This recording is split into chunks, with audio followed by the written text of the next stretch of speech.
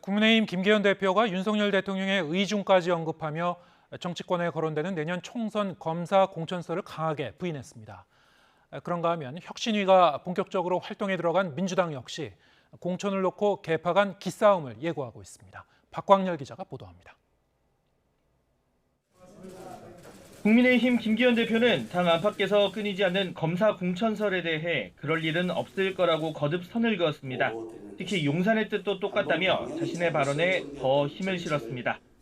검사 공천하겠다, 검사 언급하겠다는 생각은 추호도 없다라고 제가 명확하게 말씀드릴 수가 있습니다. 용산의 뜻, 대통령도 마찬가지 아니시겠습니까? 공개석상에서 잇따라 부인해도 이른바 검사 왕국에 대한 당내 우려가 가시지 않자 윤석열 대통령도 민심에 부합하는 공천에 동의한다는 걸 강조한 겁니다.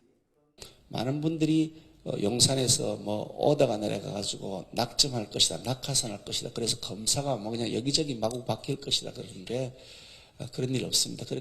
윤 대통령과 수시로 만나고 통화하는 등 신뢰관계가 쌓여 있다며 여권 일각에서 제기되는 조기 선대위 구성 등 김기현 체제 흔들기도 애둘러 비판했습니다. 총선을 앞두고 공천 등을 둘러싼 내부 잡음을 의식한 발언으로 보이는데 민주당 역시 사정은 크게 다르지 않습니다.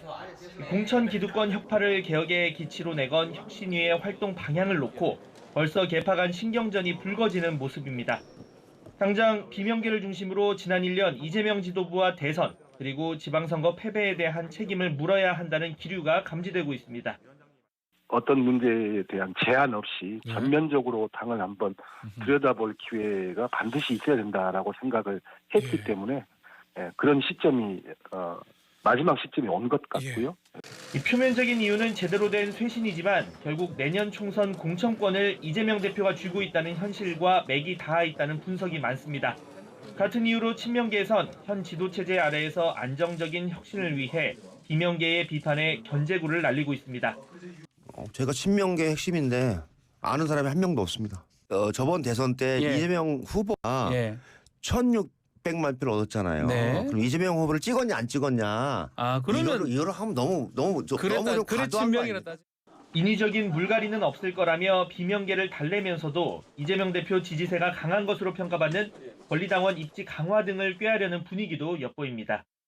여야 모두 사활을 건 내년 총선을 앞두고 각 당내에선 본선 링에 오르기 위한 내부 경쟁자들끼리의 수싸움도 갈수록 치열해질 것으로 보입니다.